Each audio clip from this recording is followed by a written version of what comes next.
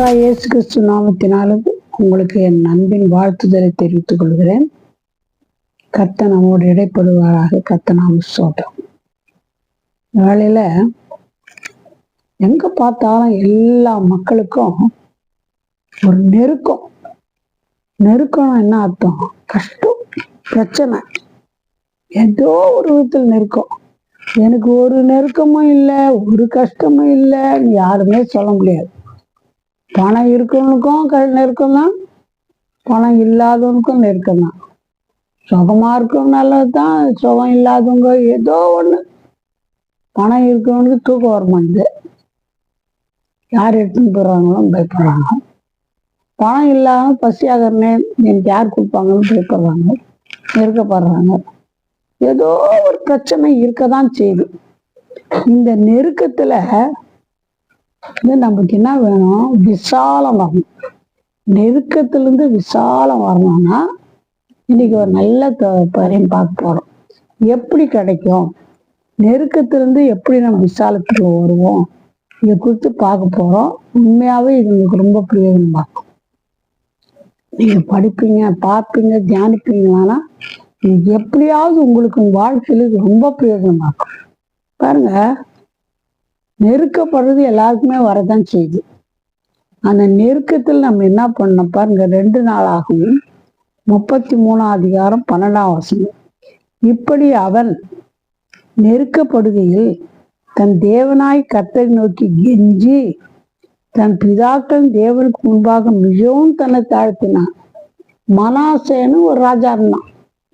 இந்த மனாசா என்ற ராஜா அவங்க அப்பாவுக்கு பிள்ளைங்களே இல்லாத ஆயுசு நாள் கூட்டி கொடுத்த பிறகு 15 வருஷம் ஆயுசு நாள் கூட்டி கொடுத்த பிறகு தான் பிறந்தான். இவன் பிள்ளை இல்லாத பிறந்தான். அவங்க அப்பா ரொம்ப நல்லவர், எசேக்கியா ராஜா. இந்த மனாசே பயங்கர பொல்லாதவன். எவ்வளவு பாவம் செய்யணுமோ அவ்வளோ பாவம் செய்யிட்டான். விற்கிறவங்கெல்லாம் எடுத்து அவங்க அப்பா போட்டான், இருக்கிறவர்களெல்லாம் கொண்டு வச்சான். பயங்கரமான பாவம் செய்தான். ஜனங்களுக்கு ரொம்ப பாவம் செய்தான். இவன் பாவம் இவ்வளவு அப்படி செய்தான். அப்படி செய்ததுனால கர்த்தர் பார்த்தாரு, உன் கதை எப்படியான்னு சொல்லி சத்துரு கையில ஒப்பு கொடுத்துட்டாங்க. அவங்க வந்து நல்ல வெங்கலத்தினால நல்ல ஸ்ட்ராங்கான செயினை போட்டு கட்டி முள்ள கொண்டாந்து முள்ள புடிச்சு எடுத்துன்னு போறாங்க. இப்பெல்லாம் சும்மா போலீஸ்கார் வந்து அப்படி பிடிச்சி செயின் போட்டு அப்படி இழுத்துன்னு போறாங்க. அப்படி இல்லை, முள்ள போட்டே பிடிச்சிட்டு போறாங்க. அவ்வளோ நெருக்கப்பட்டு இழுத்துன்னு போறாங்க. அப்பதான் அவன் யோசித்தான், ஐயோ நம்ம செய்த தப்புனால்தான் இந்த மாதிரி வந்துச்சு சொல்லிட்டு அவன் என்ன பண்ணான்னு சொன்னா, நம்ம படிச்ச மாதிரி ரொம்ப நெருக்கப்படும் போது தன் தேவனாகிய கர்த்தரை நோக்கி கெஞ்சினான். கெஞ்சி, ஆண்டவரே நான் தப்பு பண்ணிட்டேன், ஆண்டவரே இதனால்தான் இவ்வளோ தண்டனை வந்துச்சுன்னு கெஞ்சி தன் பிதாக்களின் தேவனுக்கு முன்பாக மிகவும் தன்னை தாழ்த்தினான். ரொம்ப தாழ்த்தி, நான் செய்த பாவத்தினால்தான் இந்த மாதிரி ஒரு தண்டனை எனக்கு வந்துச்சு, தயவு செய்து மன்னிங்க, என்னை மன்னிங்கன்னு கெஞ்சி கேட்டானா. பாருங்க, கர்த்தர் இறங்குகிற தேவன். அவன் எப்ப கெஞ்சி கேட்டானோ உடனே இறங்கிட்டு அங்கிருந்து நேர தேசத்துக்கு திருப்பி அனுப்பிச்சிட்டார். அதனால அவ்வளவு இறங்குகிற தேவன். நெருக்கப்படும் போது, கஷ்டப்படும் போது சட்டப்படாத போவதையும் கர்த்தர் நோக்கி பாருங்க. தாழ்த்துங்க, மனம் கசந்து அழுங்க, கேளுங்க, நான் தப்பு செய்யிட்டேன், என்னை மன்னிங்கன்னு கர்த்தர் நோக்கி பாருங்க. உடனடியா கர்த்தனை செய்வார்னா நெருக்கத்திலிருந்து கர்த்தர் விசாலத்துல கர்த்தர் பண்றது செய்வார். இந்த நெருக்கத்தில் இருக்கும்போது நம்ம கூற வேண்டிய சில வாக்கு தத்தங்களை நம்ம படிச்சா அது நமக்கு ரொம்ப ஆசீர்வாதமா இருக்கும். நீதிமொழிகள் 12ஆம் அதிகாரம் 13ஆம் வசனம். துன்மார்க்கனுக்கு அவன் உதறுகளின் துரோகம் கண்ணி, நீதிமானோ நெருக்கத்தினின்று நீங்குவா. நீங்க முழுசும் கூட சொல்லுவானா, ஒரு வார்த்தை சொல்லுங்க. என்னன்னா, நீதிமானோ நெருக்கத்தினின்று நீங்குவான். இந்த வார்த்தை வாக்கு தத்து சொல்லி பாருங்க. கர்த்தர் ஆசைப்பட்டு நீதிமானோ நெருக்கத்து நின்று நீங்குவான். இப்ப நீ நெருக்கத்துல இருக்கிறியா சொல்லு, நீதிமான் நானு, நீ நெருக்கத்திலிருந்து என்ன நீங்களாக்கி செய்யுங்கன்னு சொன்னா கர்த்தர் ஆசீர்வதிப்பார். அடுத்தபடியா சங்கீதம் 59:16, நானும் உம்முடைய வல்லமையை பாடி காலையிலே உம்முடைய கிருபையை மகிழ்ச்சியோடு புகழ்வேன். எனக்கு நெருக்கம் உண்டான நாளிலே நீர் என்னை தஞ்சமும் உயர்ந்த அடைக்கலமானே. நீர் எனக்கு தஞ்சமும் உயர்ந்த அடைக்கலமானே. இது யார் எழுதின சங்கீதம் சொன்னா தாவீது.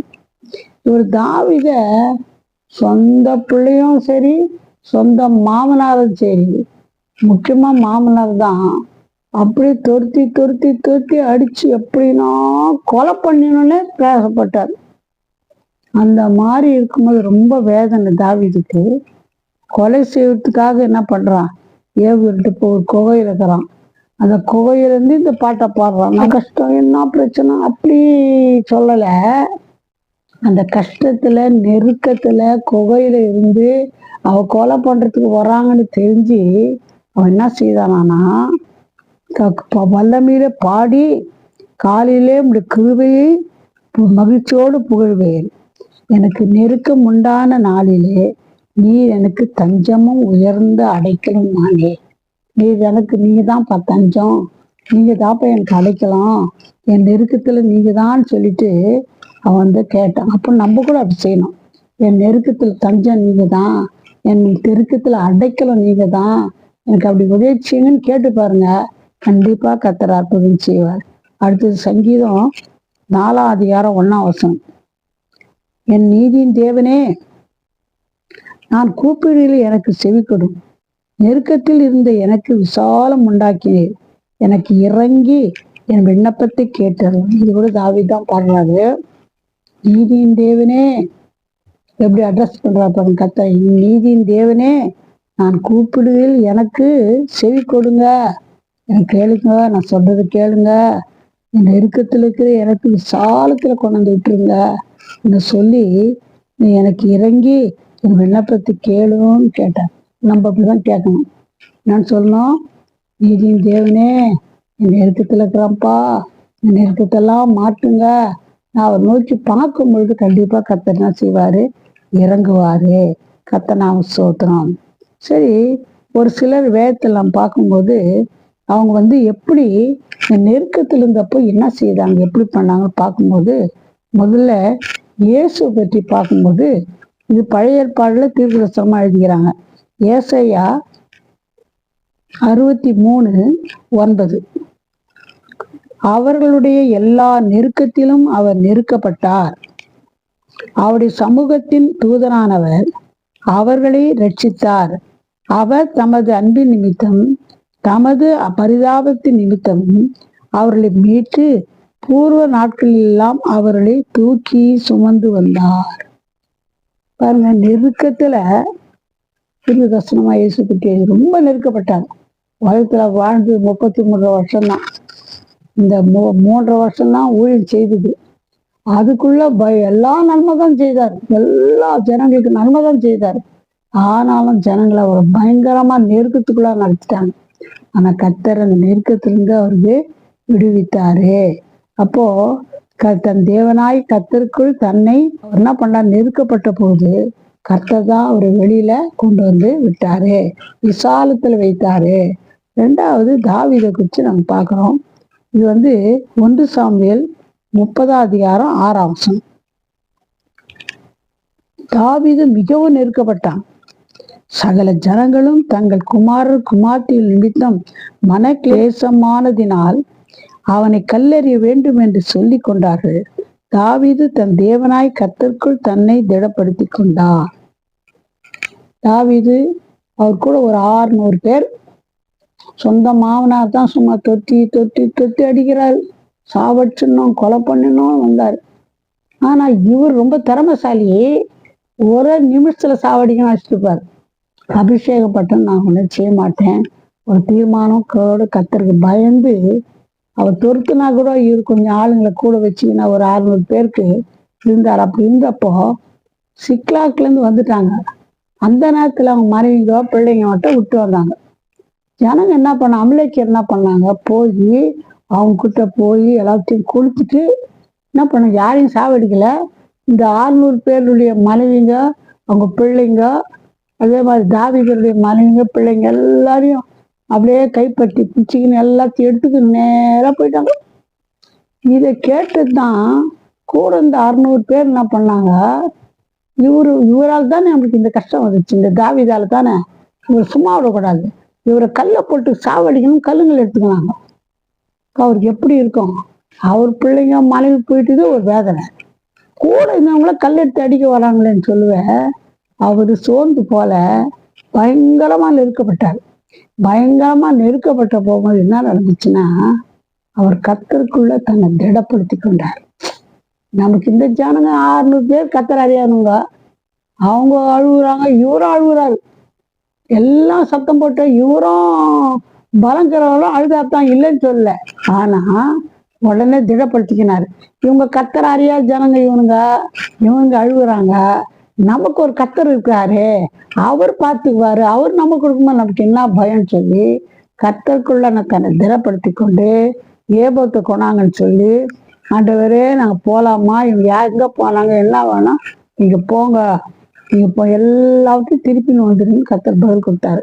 அதே மாதிரி திடப்படுத்திக்கின மாதிரியே போய் எல்லாரையும் மீட்டு, எல்லாருடைய மனைவிங்க பிள்ளைங்க எல்லாத்தையும் மீட்டு, மட்டும் இல்லை, அவங்க என்னென்ன வச்சிருந்தாங்க எடுத்துன்னு போயிட்டு இவங்க கிட்ட எடுத்துன்னு போனது இல்லை, அவங்க வேற எங்கெங்க எடுத்துன்னு வச்சு எல்லாம் கொள்ளாச்சுன்னு வந்துட்டாங்க. பாருங்க, கர்த்தருக்குள்ள தன்னை திடப்படுத்தி கொண்டான். நெருக்கத்துல சோர்ந்து போய் நான் கர்த்தரை திட்டு, இது மாதிரி செய்யறவங்க நிறைய பேர் இருக்கிறாங்க. எனக்கு தான் கஷ்டம், எனக்கு தான் பிரச்சனை, எனக்கு தான் நெருக்கம், இந்த ஆண்டவர் என்ன பண்ணிட்டாரு, ஜெபம் பண்ணி அப்படி சொல்றீங்களா நீங்க, அதுதான் உங்க கூட கர்த்தர் பேசுறாரு அப்படின்னு நினைக்காதீங்க. தாவீதை போல கர்த்தருக்குள்ள திடப்படுத்தி கொள்ளுங்க. ஒரு பெரிய ஆசீர்வாதம் மனைவி பிள்ளைங்களை கொண்டு வந்து மட்டும் இல்ல, ஒரு பெரிய கொள்ளையே கட்டிச்சு, நிறைய பேர் கெட்டு போய் பங்கிட்டார். அதை கர்த்தர் ஒண்ணு விடாம தாவீது எல்லாவற்றையும் திருப்பி கொண்டான்னு வசனம் சொல்லுது. கர்த்தர் நாம் சோத்திரம்.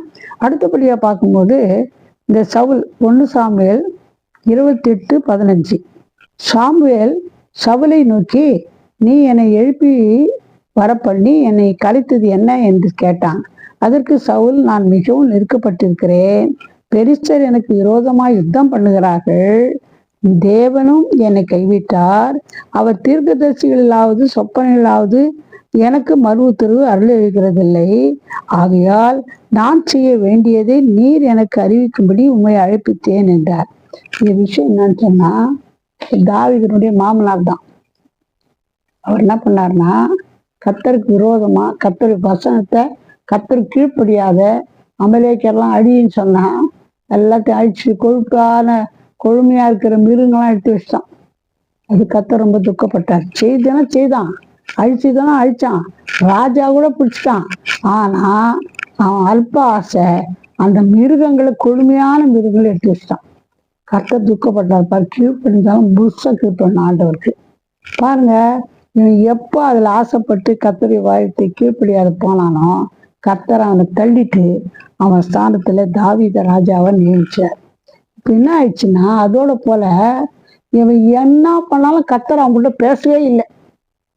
ஊழின்னு தும்மின் மூலமா பேசலாம், தீர்க்கதரிசி மூலமா பேசலாம், யார் மூலமா கர்த்தர் பேசல, சைலண்ட் ஆயிட்டார். இந்த அனுபவம் நமக்கு வரவே கூடாது. நம்ம கர்த்தருக்கு விரோதமா பாவம் செய்தா கீழ்ப்படியாத போனா, கர்த்தர் பைபிள் படிச்சா கூட நம்ம கூட பைபிள் பேசணும் மூலமா பேச மாட்டார். அந்த நிலைமைக்கு நம்ம வரக்கூடாது. இவனுக்கு இந்த நிலைமை வந்தது. அவன் என்ன பண்ண தெரியுமா, இயேசுவே கர்த்தாவே நான் தப்பு பண்ணிட்டேன், ஐயோ நான் மன்னிக்கணும்னு கர்த்தரை பார்த்து பிடிச்சிருந்தானா கர்த்தர் உதவி செய்துப்பாரு. இவன் அப்படி பண்ணல. அவன் என்ன பண்ணான் தெரியுமா, எங்க மந்திரக்கார சூனியக்காரங்க தேடின்னு போய் அவங்க சூனியக்கார்ட்ட போய் அவன் கேட்க ஆரம்பிச்சிட்டான். அப்போ அவன் சாம்பலை வர சொல்லி அந்த மாதிரி ஏதாவது சூனியக்கார போய் கேட்டான். இது ரொம்ப கர்த்தருக்கு பிரியமில்லாத காரியம். அவனே ஒரு நாள் மந்திரக்கார சூனியக்காரங்கெல்லாம் விரட்டி வச்சிட்டான். இப்போ அவனே கர்த்தர் பேசலன்னு அவங்ககிட்ட போய் சூனியக்கார்ட்ட போய் கேட்கறான். இதனால் நடந்தது என்னன்னு சொன்னா, அதுல ஒரு வசனம் இருக்கு பாருங்க, 1 சாமுவேல் 31:4, தன் ஆயுததாரியை நோக்கி, அந்த விருத்த சேதனம் இல்லாதவர்கள் வந்து என்னை குத்தி போட்டு என்னை அவமானப்படுத்தாதபடிக்கு நீ உன் பட்டயத்தை உருவி என்னை குத்தி போடு என்றான்.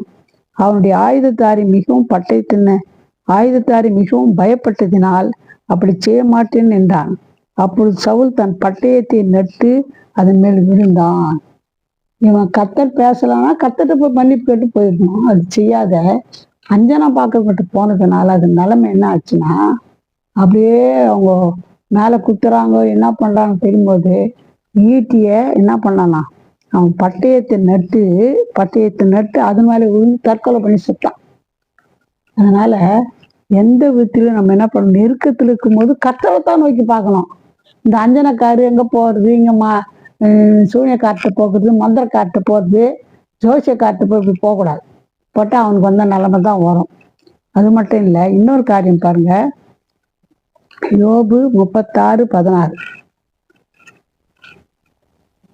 அப்படியே அவர் உண்மையும் நெருக்கத்தினின்று விலக்கி ஒடுக்கம் இல்லாத விசாலத்திலே வைப்பார்.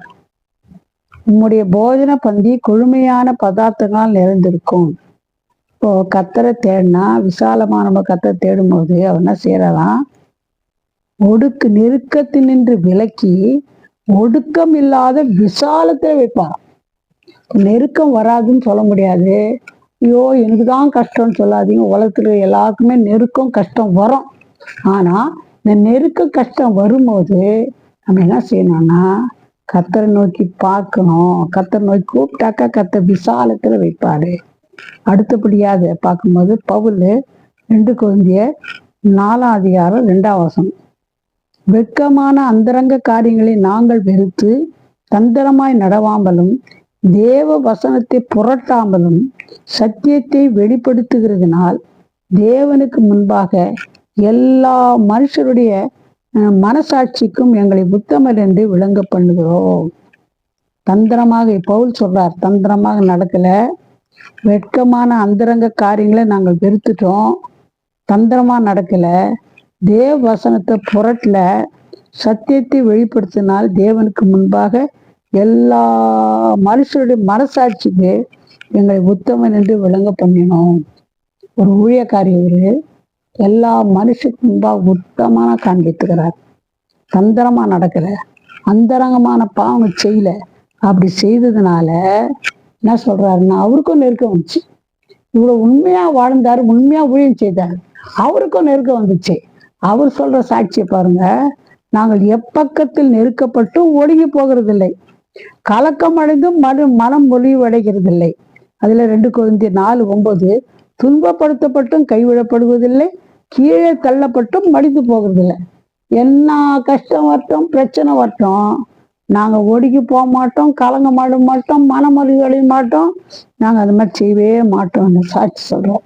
இப்போ நெருக்கத்தில் இருந்தாலும் கர்த்தர் நம்மோட கூட இருந்தா, கர்த்தருக்கு நம்ம சாட்சியா வாழ்ந்தா, நெருக்கப்பட்டாலும் ஒடுக்கப்பட்டு போக மாட்டோம், கலக்கப்பட மாட்டோம், மனம் புரிய. பாருங்க, நிறைய பேர் இந்த நாட்கள்ல என்ன போறாங்க, டிப்ரெஷன்ல போறாங்க.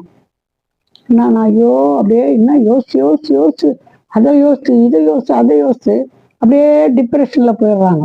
என்ன போறாங்க, அப்படியே என்ன பண்றது தெரியாத மனம் நொந்து போய் மென்டலாவே மாறிடுறாங்க. இப்படி வரக்கூடாது. கர்த்தர் நம்மளோட கூட இருந்தா கூட பிரச்சனைங்க நெருக்குங்க வரும். ஆனா நம்மள என்ன பண்ண மாட்டோம், அவரோடு இருக்கும்போது அவர் ஒரு காலம் எப்பக்கத்தில் நெருக்கப்பட்டாலும் ஒடுங்கி போக மாட்டோம், கலக்கம் அடைய மாட்டோம், மனம் முறிவடைய மாட்டோம், துன்பப்படுத்தப்பட்டாலும் கைவிடப்பட மாட்டோம், கீழே தள்ளப்பட்டாலும் மடிந்து போக மாட்டோம். இந்த மாதிரி நம்முடைய சாட்சியாக இருக்கணும்னு கர்த்தரை வசனம் நம்மளை பார்த்து சொல்லுகிறது. இதே பவுல் என்ன செய்யறாருன்னா பாருங்க, அவருக்கும் நிந்தைங்க நெருக்குங்க தான் வந்துச்சு. அவர்லாம் சாட்சி சொல்றாரு பாருங்க.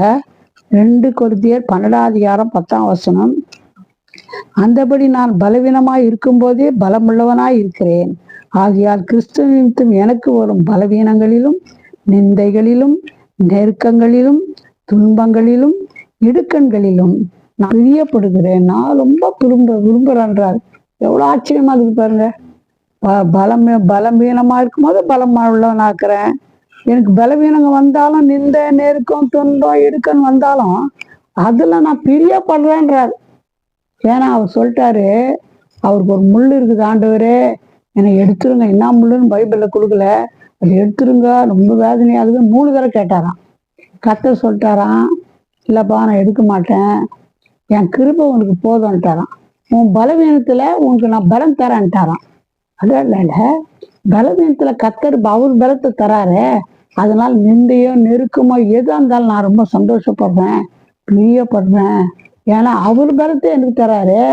அதனால நான் இதுல கூட சந்தோஷமா இருக்கிறேன்னு சொல்றாரு பாருங்க. அது மட்டும் இல்ல, அவர் அருமையா இதுல என்ன பண்ணல, பிரியப்படுகிறேன்னு சொல்றார். இப்போ கர்த்தர் நம்மோட கூட இருப்பாரானா, கஷ்டம் துன்பம் நெருக்கலாம் ஒண்ணுமே தெரியாது, கர்த்தர் அதுல பலப்படுத்துவார். கர்த்தர் நாம் சொல்றோம். உங்க அனுபவம் எப்படி?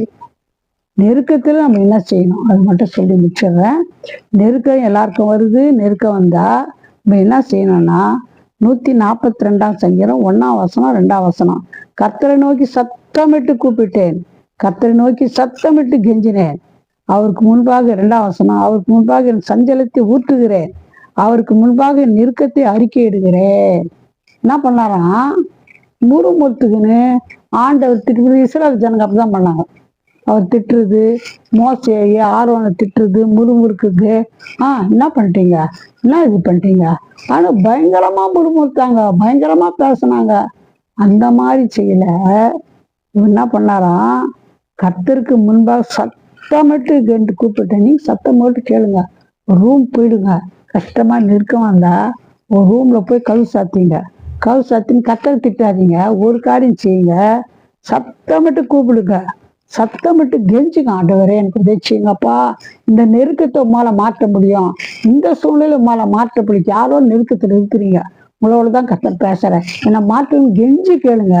அப்ப கர்த்தனா பண்ணுவார்னா, என் சஞ்சலத்தெல்லாம் உங்ககிட்ட ஊத்திடுறேன், பாத்தெல்லாம் ஊத்திடுறேன், முன்பாக நெருக்கத்தை அறிக்கைன்னு சொல்லுங்க, கர்த்தர் அற்புதம் செய்வார்.